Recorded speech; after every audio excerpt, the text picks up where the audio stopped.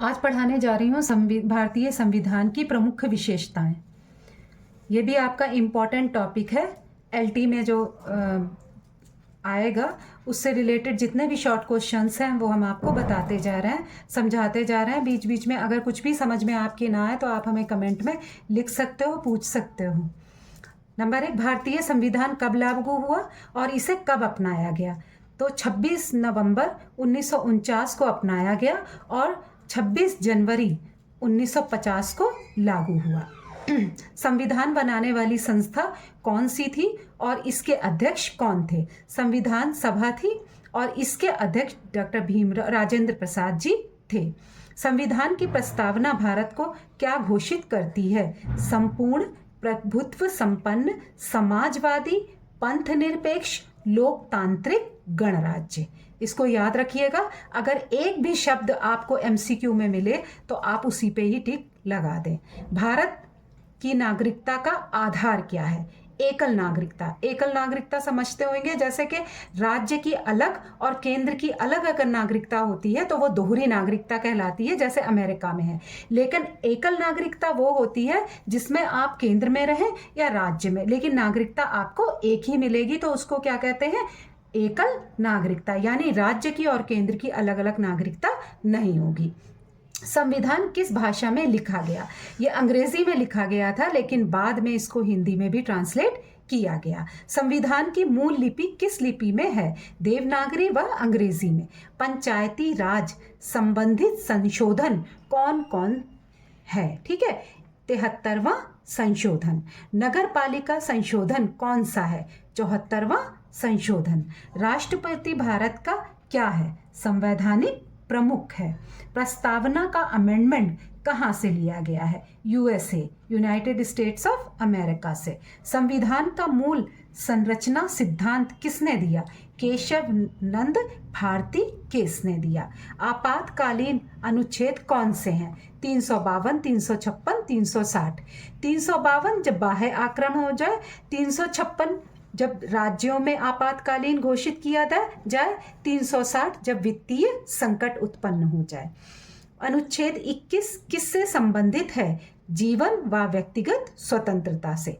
SC ST के लिए आरक्षण किस अनुच्छेद में है? 330 और 332 में। वित्त आयोग का गठन कब होता है? हर 5 साल के बाद। ठीक है, हर 5 साल में वित्त आयोग का गठन किया जाता है। नेक्स्ट देखिए, चुनाव आयोग अनुच्छेद किस अनुच्छेद में चुनाव आयोग का जिक्र किया गया है? 324 में। यूपीएससी कौन से अनुच्छेद में? 315 में। ठीक है। सीएजी किस अनुच्छेद में? सीएजी आप लोग सुन लीजिए, ये क्या है? Controller and auditor general of India, यानी कि भारत में नियंत्रक एवं महालेखा परीक्षक। ये संवैधानिक क्या होता है?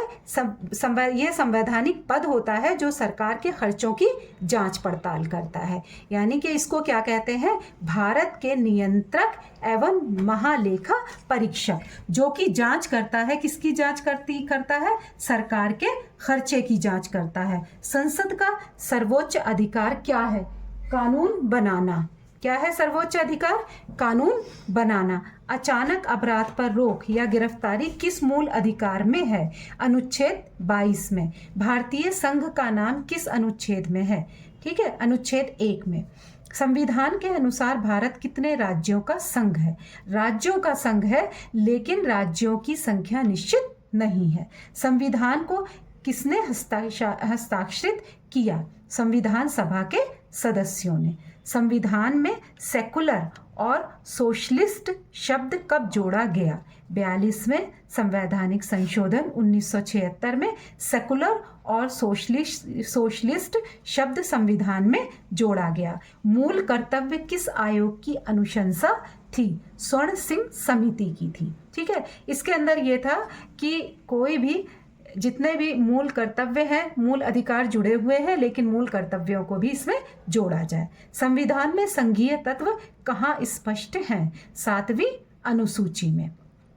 लेखा परीक्षा कौन करता है? सीएजी। ठीक है, संविधान में संशोधन कितने प्रकार से होता है? 3 प्रकार से। भारत में पहली बार आपातकाल कब लागू हुआ? 1962 में, जब भारत चीन युद्ध हुआ। संविधान में न्याय का उल्लेख कहाँ है? प्रस्तावना में। ठीक है, ये आपको मैंने बता दिए हैं कुछ क्वेश्चंस। अब जो है नेक्स्ट वीडियो में आपको और भी शॉर्ट क्वेश्चंस बताएंगे नेक्स्ट टॉपिक पे। आप देखते रहिए।